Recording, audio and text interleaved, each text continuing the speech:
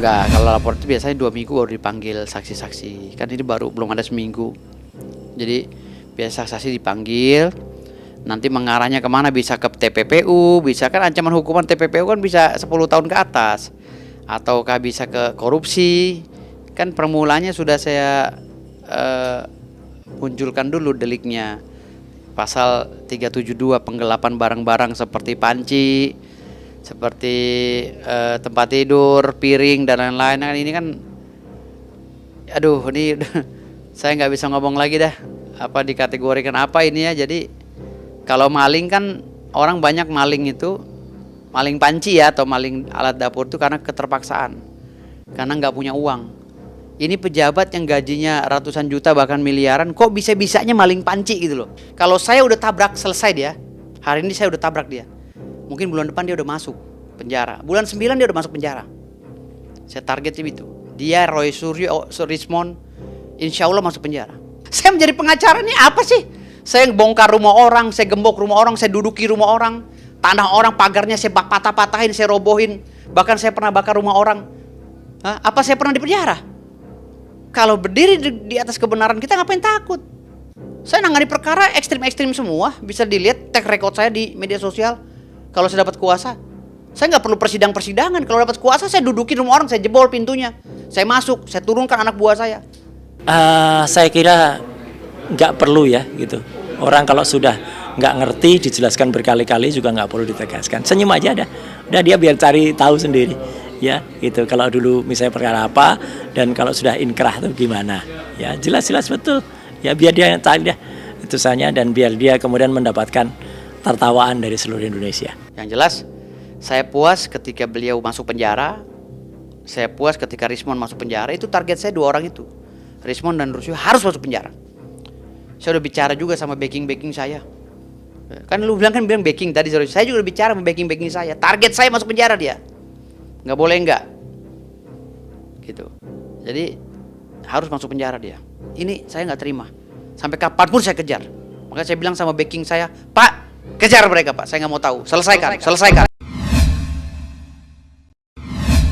Saran saya kepada para fansnya Nikita agar fokus kepada pasal ini. Coba yang cantik coba. Aduh ya oke. Agar fokus kepada pasal ini ya. Fokus kepada pasal ini ya. Untuk Anda cara fokusnya gimana?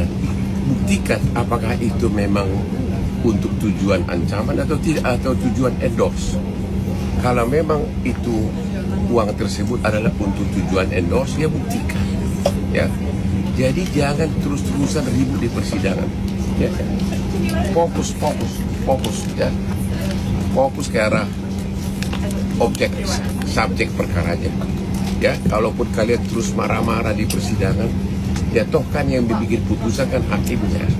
Hanya satu ketok palu, ya udah. Jadi sekali lagi, kalau kalian mau menolong Nikita, fokus ke arah apa yang dituduhkan ya. Buktikan bahwa itu tidak benar. Buktikan bahwa itu endorse. Buktikan bahwa itu endorse atau ada kesepakatan ya. Fokus ke pasalnya. Jangan ke arah hal-hal yang bersifat teknis ya. Iya bagus, benar Bang Hotman kan udah bilang tuh fokus pembuktian dibantah, mana ada nggak itunya perjanjian endorse. Terus tadi juga saya sebelum turun lihat Bang Hotman bilang bertanya kalau memberikan uang untuk menutupi kejahatan. Masalahnya nggak ada kejahatan di sini Bang Hotman. Adanya itu dia diancam untuk apa? Untuk dirusak nama baiknya, dihancurkan kredibilitasnya. Kalau mengenai kejahatan pelapor ini nggak ada sama sekali. Skincare yang udah dibahas itu udah dibantah juga dan sudah dinyatakan kan itu emang bukan milik Glavicia ya. Itu produk kayak saya di klinik di atas. Saya itu pakai produk dia juga dulu 2023 sebelum ditarik. Ya, sekarang udah ditarik ya sudah nggak usah pakai lagi. Bagus kok di muka. Kalau tetap diminta uang itu jelas adalah pemerasan ya. Tapi yang paling serius adalah kemungkinan nomor 3 ya. Ini fokus kepada kemungkinan nomor 3 ini. Kalau misalnya ini kalau ya si pemilik skincare untuk melindungi kejahatannya, ingat, untuk melindungi kejahatannya dia memberikan uang kepada orang lain agar rahasianya tidak terbongkar, apakah itu termasuk pemerasan?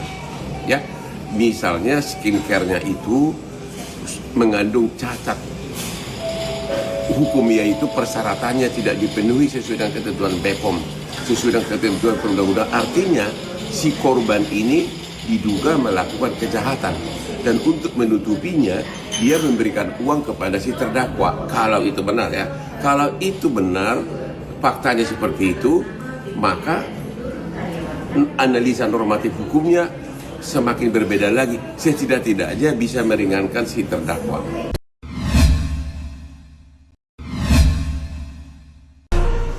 Salam Hotman 911. Sudah ratusan ribu pendukung Nikita menghubungi Hotman Paris melalui chat di medsos. Bantu dong Nikita, bantu dong Nikita. Saya tidak tahu fakta kejadian sebenarnya karena saya bukan pihak dan bukan kuasa hukum. Tapi secara normatif kemungkinan analisa hukumnya adalah sebagai berikut. Kemungkinan nomor satu, kalau itu endorse sudah jelas, ya, bukan pidana, bukan pemerasan, maka si terdakwa perlu membuktikan apa bukti-bukti bahwa dia ditunjuk endorse. Kemungkinan kedua, kalau si pemilik skincare tidak mempunyai cacat apapun, produk skincare-nya tidak melanggar hukum, semua sesuai dengan ketentuan BPOM, ketentuan perundang-undangan, artinya si pemilik skincare itu tidak melakukan kejahatan. Jadi tidak perlu ada yang ditutupin. Kalau tetap diminta uang, itu jelas adalah pemerasan, ya. Tapi yang paling serius adalah kemungkinan nomor 3. Ya, ini fokus kepada kemungkinan nomor 3 ini. Kalau misalnya, ini kalau ya, si pemilik skincare untuk melindungi kejahatannya, ingat, untuk melindungi kejahatannya, dia memberikan uang kepada orang lain agar rahasianya tidak terbongkar, apakah itu termasuk pemerasan? Ya, misalnya skincare-nya itu mengandung cacat hukum, yaitu persyaratannya tidak dipenuhi sesuai dengan ketentuan BPOM, sesuai dengan ketentuan perundang-undangan. Artinya si korban ini diduga melakukan kejahatan, dan untuk menutupinya dia memberikan uang kepada si terdakwa. Kalau itu benar ya, kalau itu benar faktanya seperti itu, maka analisa normatif hukumnya semakin berbeda lagi. Setidak-tidaknya bisa meringankan si terdakwa.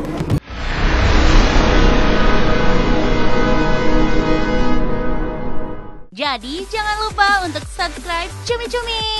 Ditekan ya tombol lonceng merahnya.